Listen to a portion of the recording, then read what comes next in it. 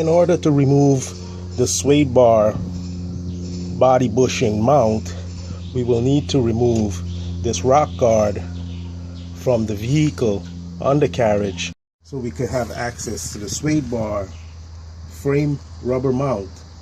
Notice the space between the rubber and the bar. This is going to cause excessive movement.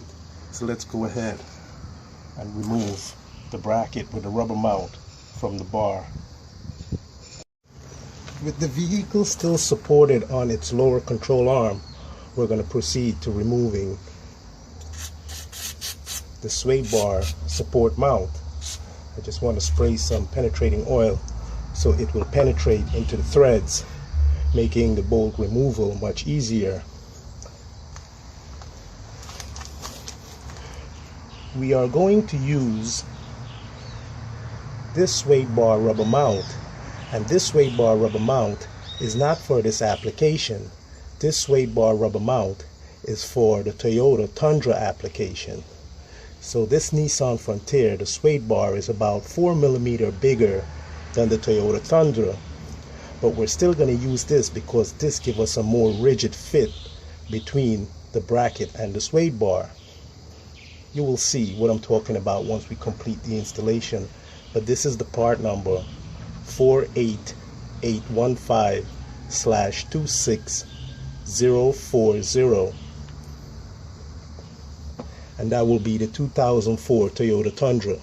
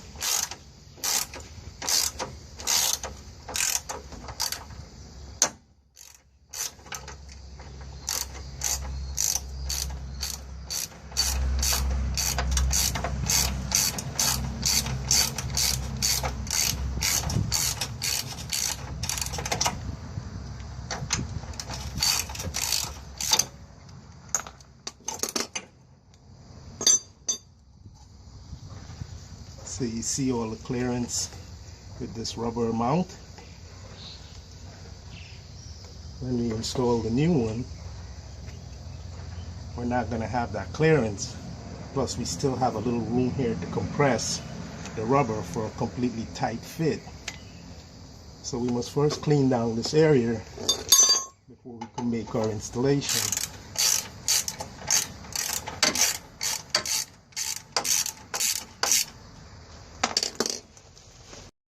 Let's utilize the Purple Blaster cleaner to clean down this area.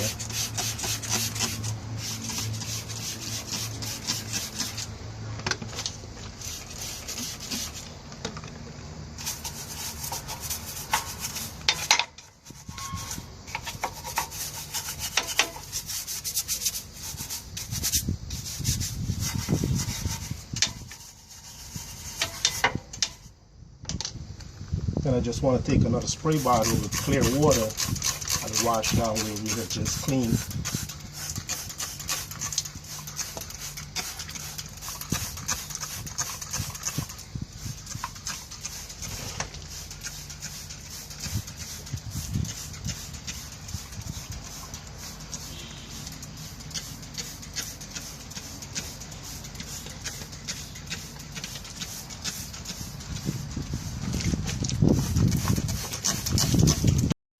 Once the water is dry, you just want to take some paint and apply a thin coat to the area where the sway bar rubber mount is going to be installed.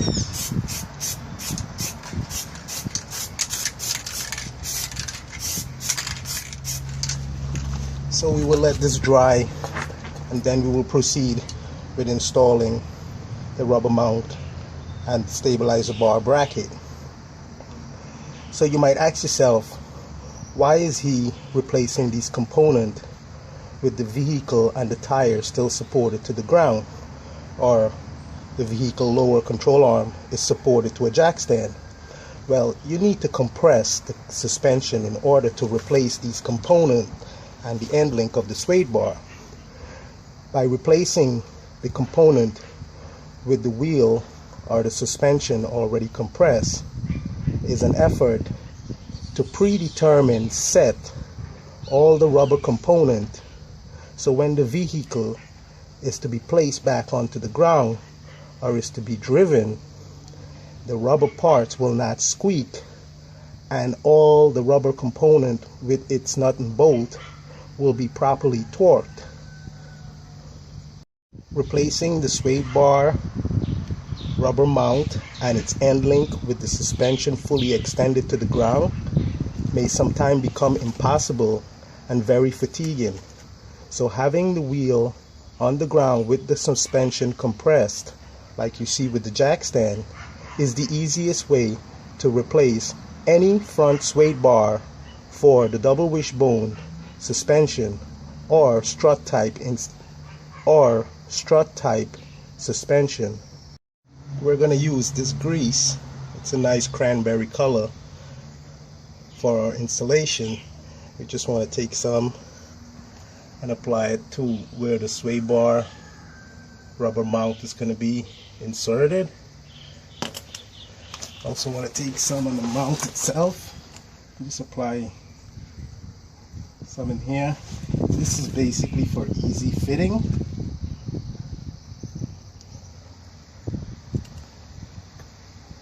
This is our replacement bracket, and this hook gets hooked on the bottom here. So I also want to place some grease in here so the rubber mount seats perfectly inside the bracket.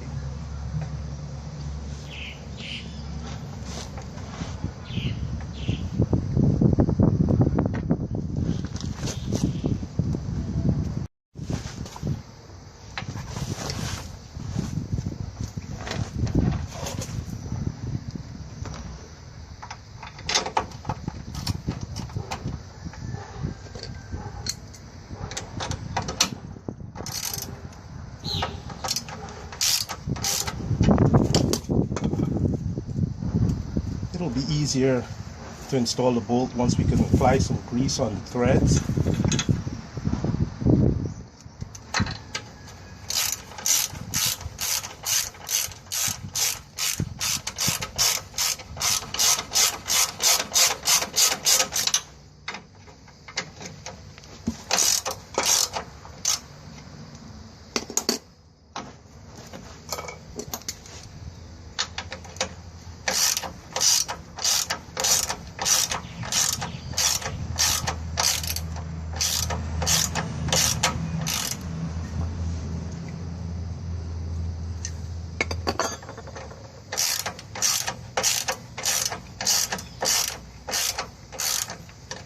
So we're not going to tighten this side yet because we want to set the right side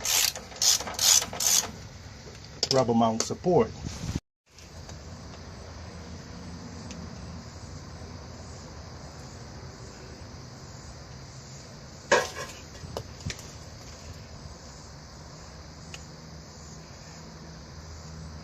So you're going to want to leave the part number facing out towards the wheel, just in case you want to show a friend the new improvement for the handling.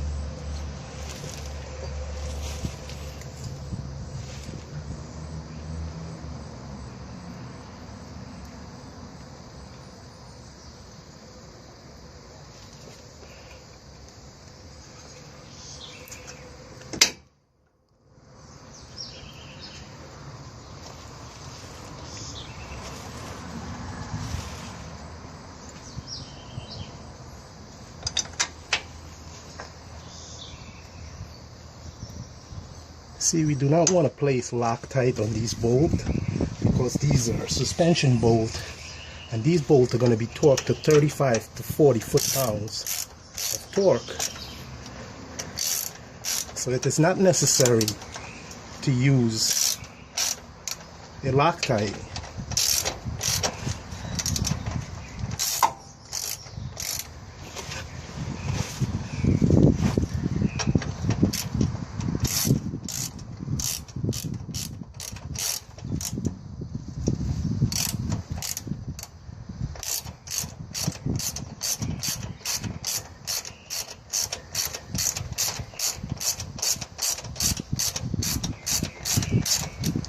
So we just want to snug it like this. We don't want to tighten it fully because there's another trick that's involved.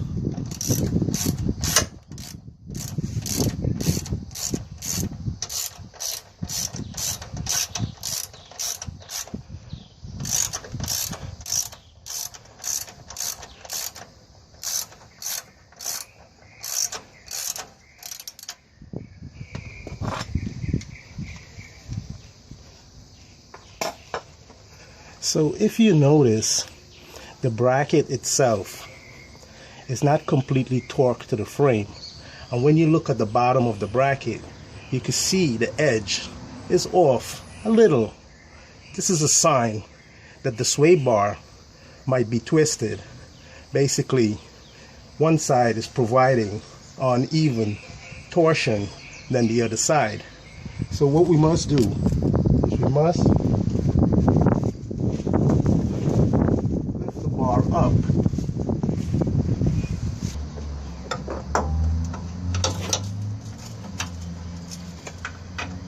Then we could tighten our support bolt.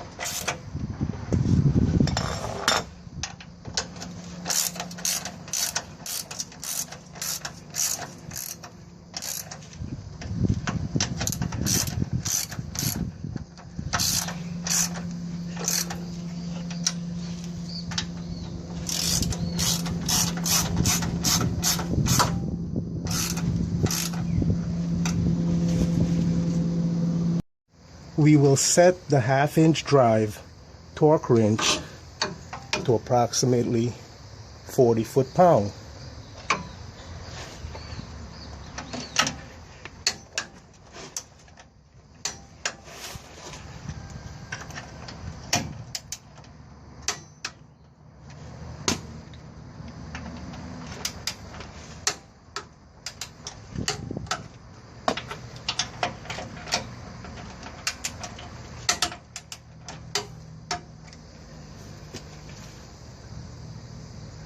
And this have complete the installation.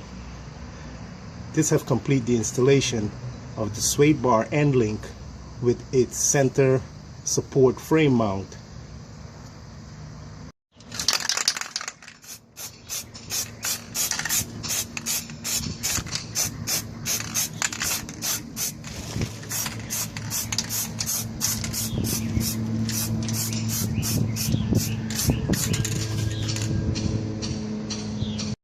Here is the old sway bar rubber mount that we remove, and these are recommended for this application, but you're going to find yourself using them 3, 4, 5 times a year, or 4 or 5 of them between 40 to 50,000 miles, because they're so thin on the edge.